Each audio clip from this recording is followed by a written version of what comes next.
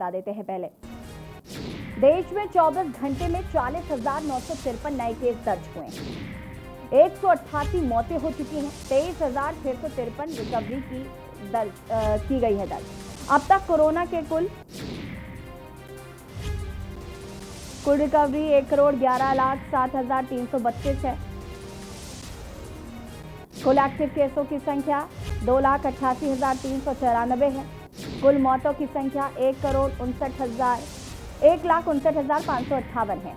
आज यूपी में 442 कोरोना संक्रमित पाए गए हैं। अकेले लखनऊ में 115 कोरोना संक्रमित मिले हैं। राजधानी दिल्ली में भी संक्रमण का खतरा बढ़ा है। 813 नए केस आए हैं। पिछले 24 घंटे में 813 नए केस दर्ज हुए हैं।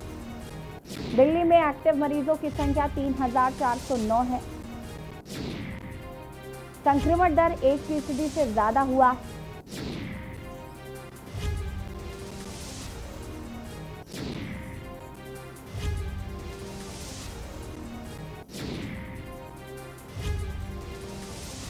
और इसी खबर पर हमारे साथ मध्य प्रदेश से स्टेट हेड अवधेश चंद्रवंशी जी जुड़े हुए हैं। दिल्ली ब्यूरो चीफ अमित दुबे हमारे साथ जुड़े हुए हैं। लखनऊ से हमारे संवाददाता भरत शेट्टी हमारे साथ जुड़े हुए हैं और देहरादून से हमारे साथ राजेश जी जुड़े हुए हैं।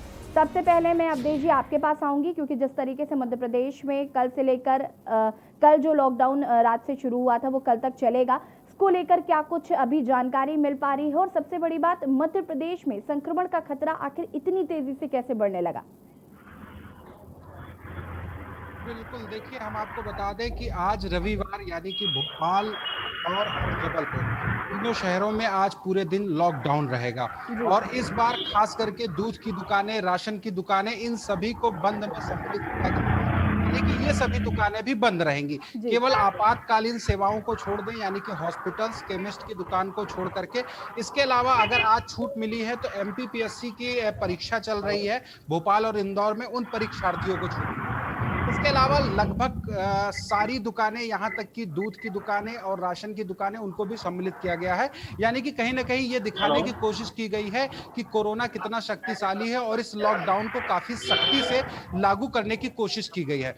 जिसके चलते अगर हम केवल भोपाल की बात करें तो भोपाल में 128 बैरिकेटिंग पॉइंट्स बनाए गए हैं, जहां पर पहुंचने वाले लोगों को रोका जा रहा है, उनकी चेकिंग की जा रही है और उनसे कारण पूछा जा रहा है, तभी वह आगे जा पा रहे हैं। और अगर वह किसी गैर आवश्यक कारण से निकलते हैं तो उन पर चालानी कार्रवाई की जा रही है और उन पर जुर्माना किया जा रहा है, यहां तक कि उनको गिरफ्तार भी करने की बात कही गई है। लेकिन 2500 पुलिसकर्मी भी तैनात किए गए हैं। लेकिन भोपाल में जिस तरीके से माहौल निकल करके सामने आ रहे हैं, लॉकडाउन को सफल बनाने के लिए प्रशासन की ओर से सख्ती दिखाई जा रही है, लेकिन फिर भी कुछ तस्वीरें अभी हमारे पास सामने आई हैं जिसमें लोग जो है लापरवाह दिख रहे हैं और आज के दिन भी बिना मास्क लगाए हुए सड़कों पर निकलकर बेवजह दिखाई चलते फिरते दिखाई दे रहे हैं। हमने आंकड़ों की अगर हम बात करें, आपने पूछा कि यहाँ पर वजह क्या रही है, तो वजह निश्चित तौर पर स्पष्ट है। जिस तरीके से आज की तस्वीर निकल करके सामने आ रही है कि आज का लॉकडाउन होने के बाद और सख्ती से लॉकडाउन होने के बाद भी लोग केवल ये देखने के लिए निकल रहे हैं कि लॉकडाउन किस तरह से है, क्या माहौल है शहरों में और सड़कों पर, ये देखने के लिए लोग बेवजह जो है सड़कों पर निकल रहे हैं। हालांकि प्रशासन चौकसी बनाए हुआ है और अभी शाम तक हमारे पास ये रिपोर्ट भी सामने आ जाएगी कि कितने लोगों पर चालानी कार्रवाई की गई है और किस तरीके से पुलिस द्वारा सख्ती बरती गई है। बिल्कुल अवधेश जी, आपसे भी और भी जानकारी लेंगे। हमारे साथ दिल्ली से अमित दुबे भी जुड़े हुए हैं। अमित, आपसे जानना चाहेंगे दिल्ली के कोरोना को लेकर क्या कुछ अपडेट है? देखिए, दिल्ली में भी मामले लगातार बढ़ रहे हैं। कल की बात करें तो पिछले दिनों हमने देखा कि 700 के ऊपर मामले थे, जबकि रिसेंटली पिछले 24 घंटों बात करें तो 800 से ऊपर मामले। यानी दिल्ली में भी संक्रमितों की संख्या लगातार बढ़ रही है। दूसरी बड़ी चीज की कल जब केंद्रीय मंत्री हर्षवर्धन सिंह से बात हो रही थी, उनका साफ तौर कहना था कि लोग जो है लापरवाह हो गए। लोगों को लगता है देश से कोरोना चला गया है या वैक्सीन आ गई है और इस वजह से मास्क, सैनिटाइजर, तमाम अन्य जो एहतियात बरतने चाहिए वो नहीं बरते जा रहे हैं, जिस वजह से संक्रमितों की संख्या लगातार बढ़ रही है। टेस्टिंग की बात करें तो अब जो है टेस्टिंग और बढ़ाई गई है। रिसेंटली अगर बात करें तो 11,33,000 से ज्यादा टेस्टिंग पिछले 24 घंटे के अंदर हुई है।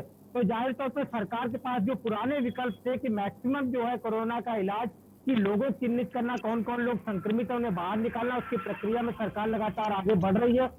और इसी का परिणाम है कि 11,33,000 से ज्यादा टेस्टिंग जो है वो हो चुकी है। वैक्सीनेशन की प्रक्रिया को भी आगे बढ़ाया जा रहा है। 4,46,00,000 से ज्यादा वैक्सीनेशन अब तक हो चुके हैं। तो इससे भी अनुमान लगाया जा सकता है कि सरकार की तरफ जो इंतजाम है वो लगातार किए जा रहे हैं, लेकिन लोगों की तरफ से जो एहतियात बरतने चाहिए वो नजर नहीं आ रहे। लगातार मैं इस बात को अपने दर्शकों को बता रहा हूं कि किस तरह से दिल्ली या आसपास तमाम इलाके हैं, अगर आप सब्जी मंडियों में जाओगे तो पूरी तरह से लापरवाही मिलेगी, क्योंकि अभी भी लोगों को लगता है कि अगर वो पैदल चल रहे हैं, वो मार्केट में जा रहे हैं तो उनका चालान नहीं होगा, क्योंकि चालान की प्रक्रिया जिस तरह बीच में मामले जो हैं वो कम आने शुरू हुए।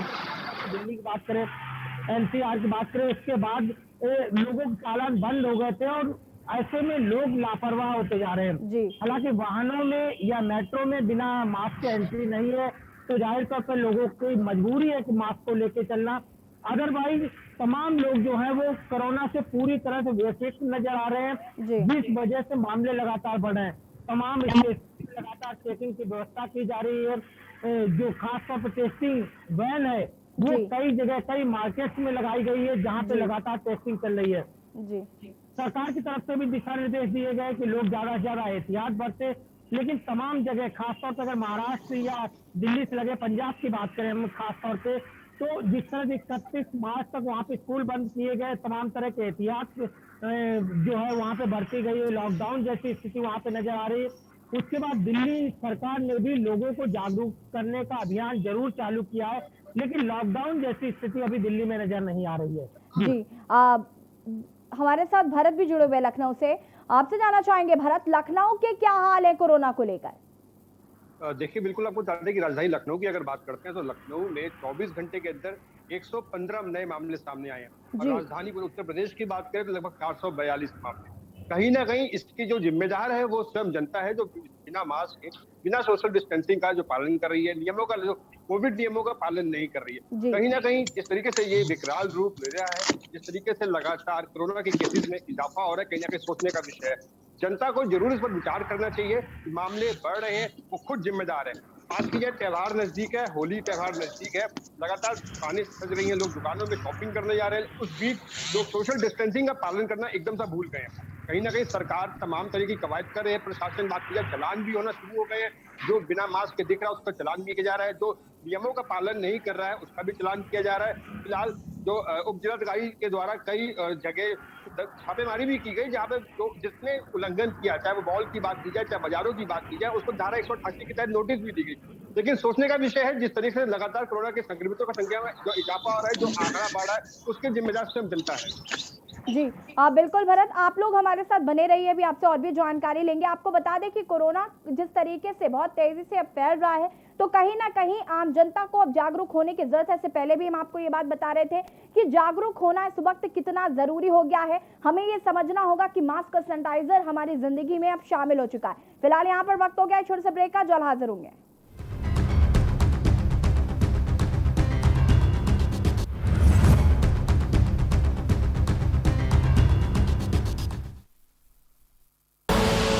आप देख रहे हैं के न्यूज, खबरों का सारथी। स्वाद और खुशबू में झूम के भाई लेके आए गोल्डी मसाले। गोल्डी मसाले, खुशबू और स्वाद ऐसा तो रिश्तों में गुस्सा कैसा। खुदी को आजमाया है तो ये अंदाज आया है, खुदी को आजमाया है तो ये अंदाज आया है। तुम में भी मैं हूं, शुद्ध प्लस पान मसाला। आप देख रहे हैं के न्यूज, खबरों का सारथी।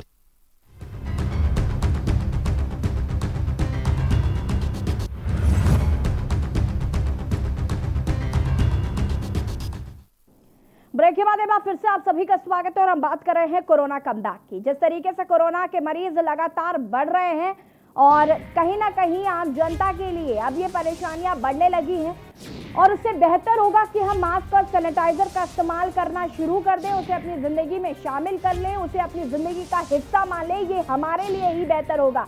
वैक्सीन जरूर उपलब्ध है कोरोना की, लेकिन रियायतें जरूर हमें बरतनी होंगी। सोशल डिस्टेंसिंग का पालन करना अभी भी हमारे लिए उतना ही जरूरी है जितना कि शुरुआती दौर में था। ये बात हमें कहीं ना कहीं अब समझनी होगी। भोपाल और जबलपुर में आपको बता दें कि मरीजों की संख्या बढ़ रही है। सुबह 6 बजे तक इंदौर, भोपाल और जबलपुर में लॉकडाउन लगा दिया गया है। अब मध्य प्रदेश की हम बात करें, मध्य प्रदेश में लॉकडाउन लगा हुआ है।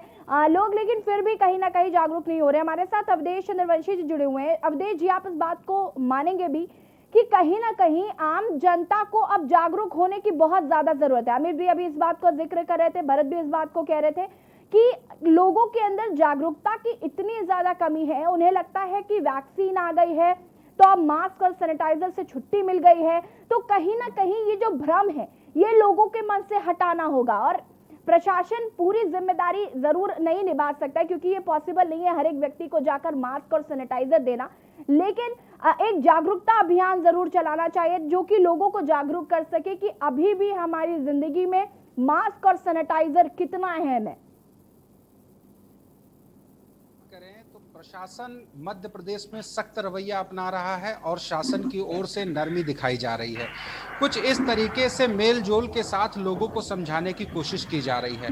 मैं बीते दिनों की बात करूं तो केवल एक दिन में 1,39,000 रुपए का जुर्माना वसूला गया है केवल भोपाल में, वो भी उन लोगों से जिन्होंने मास्क नहीं पहन रखा था। यानी कि कहीं ना कहीं सख्ती दिखाई गई।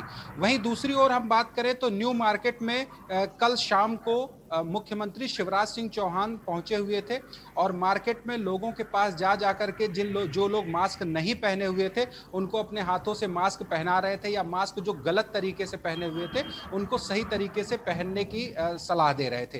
तो इस तरीके से सख्त रवैये के साथ साथ नरमी भरे आवाज में भी लोगों को समझाने की कोशिश की गई। लेकिन आज की जो तस्वीर मार्केट से निकल करके भोपाल की सामने आ रही है वो निश्चित रूप से चौंकाने वाली है और एक तरीके से यह भी कह सकते हैं कि शर्मनाक है, क्योंकि लॉकडाउन इसलिए लगाया गया है कि आप गैर अनावश्यक कारणों से मार्केट में ना निकलें, लोगों से दूरी बना करके रखें ताकि कोरोना का जो चैन है वह ब्रेक हो सके। और ब्रेक करना ही इसका एकमात्र इलाज है। जब कोरोना की चैन ब्रेक होगी तभी उसका संक्रमण जो है कम हो पाएगा, क्योंकि बीते दिनों में जिस तरीके से संक्रमण आ रहे हैं, अगर लॉकडाउन से केवल एक दिन पहले की बात करें तो अब तक का सबसे ज्यादा मामला एक दिन में पूरे प्रदेश में जो सामने आया है 1308 मामले कुल यहाँ पर प्रदेश में सामने आए हैं, जिसमें भोपाल में भी 300 से ज्यादा मामले जो है निकल करके सामने आए हैं। अगर वहीं कुल मामलों की अगर हम बात करें तो कुल 1308 मामले थे, जिनमें 571 मरीज जो है केवल ठीक हुए हैं, जबकि 1308 जो है नए मामले हमारे सामने निकल करके सामने आए हैं और 2 लोगों की मौत भी हुई है।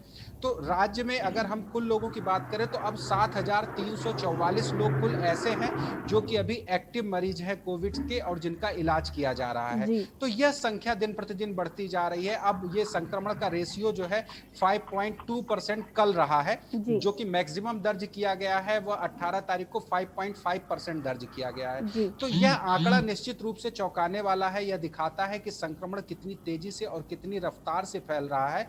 ऐसे में हमें लापरवाही कतई नहीं बरतनी होगी और मास्क हमें चालान से बचाने के लिए नहीं, अपने जीवन को बचाने के लिए पहनना होगा। बिल्कुल, कहीं ना कहीं अवधेश जी बिल्कुल ये बात हमें समझनी होगी। हमारे साथ अशोक भी जुड़े हुए हैं। अशोक, अगर उत्तराखंड की हम बात करें, उत्तराखंड में इस वक्त कोरोना के क्या हालात हैं ये जानना इसलिए भी बहुत जरूरी है क्योंकि हरिद्वार में महाकुंभ होने वाला है और उसको लेकर प्रशासन किस तरीके से अलर्ट है, क्योंकि अब कोरोना रिपोर्ट की भी मांग नहीं रह गई है। प्रोटोकॉल का पालन जरूर करना है, तो ये पालन कैसे करवाएंगे, क्योंकि ये बहुत ज्यादा चिंता का विषय है।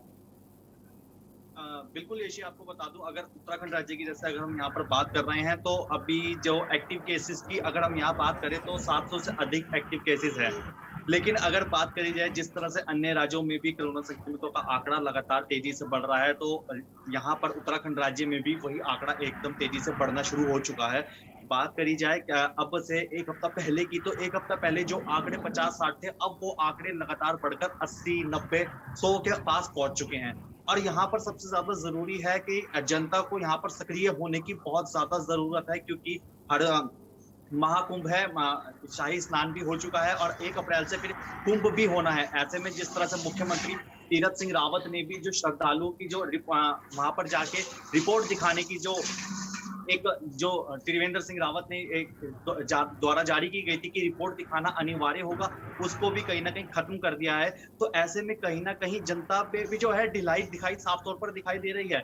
अब जैसे कि लगातार मामले बढ़ रहे हैं और बीच में जिस तरह से जब वैक्सीन आने के बाद से जनता पूरी तरह से सक्रिय नहीं दिखाई दी, प्रशासन द्वारा भी कहीं ना कहीं ढील दी गई, क्योंकि जब हमने खुद साफ तौर पर जब देखा, जब हम फील्ड में हुआ करते थे तो उस दौरान ये देखा गया कि जनता ने ना मास्क का उपयोग कर रही है और जिस तरह से सोशल डिस्टेंसिंग का पालन जो होना होता है वो भी नहीं दिख रहा था। और जो हाथ मिलाने की जो बातें थी कि हाथ नहीं मिलाना, 2 गज की दूरी रखनी है, उन सब से हटकर उन सब वो सारे काम किए जा रहे थे जो कि एक जो नहीं करने वाले थे।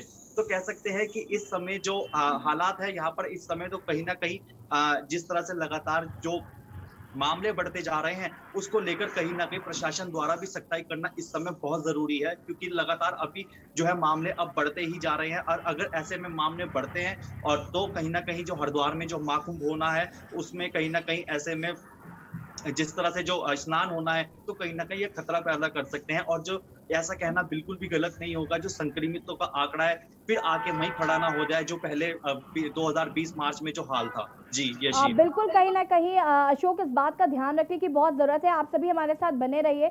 आपको बता दें कि जिस तरीके से कोरोना लगातार अपने पैर पसार रहा है, जिस तरीके से कोरोना मरीजों की संख्या में लगातार इजाफा हो रहा है, ये चिंता का विषय ज़रूर है और हमें कहीं न कहीं ये बात समझनी होगी, हमें खुद को जागरूक करना होगा कि इस वक्त हमारे लिए मास्क, सैनिटाइजर और 2 गज की दूरी काफ़ी ज़रूरी है। फिलहाल यहाँ पर वक्त हो गया है छोटे से ब्रेक का। ब्रेक के उस पार मेरी सहयोगी प्रियंका मिश्रा के साथ।